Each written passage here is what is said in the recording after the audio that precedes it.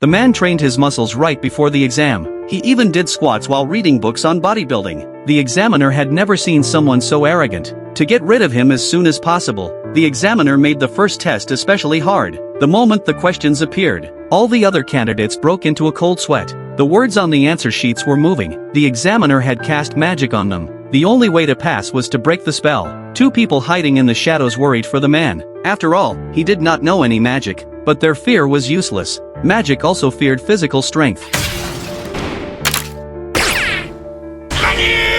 The man was the first to hand in his paper. Still, the examiner thought he was just a fool. But that was not the most shocking part. How do you make a rock float in the air? The man stuck his finger into the rock. He ran at full speed and walked across the water. With his physical hacks, he passed the test. The examiner was shocked, but also very annoyed. So he decided to use his ultimate move. As the next test began, the ground started to shake. A huge labyrinth appeared. The test was to cross the maze. It was full of traps. The candidates had to reach the end in 30 minutes. The man thought it was simple. Then a woman came over. She said 2 people together would be more efficient. The man agreed, though he felt she would only slow him down. He was right. She tripped over even the smallest stones, and in a maze filled with traps, she set off every single one. Soon a scream echoed behind them. The man realized time was running out, but as soon as he moved forward, the woman dropped her act. She used magic to bind his arms and legs. For her own reasons, she could not allow him to reach the goal. But such tricks meant nothing to him.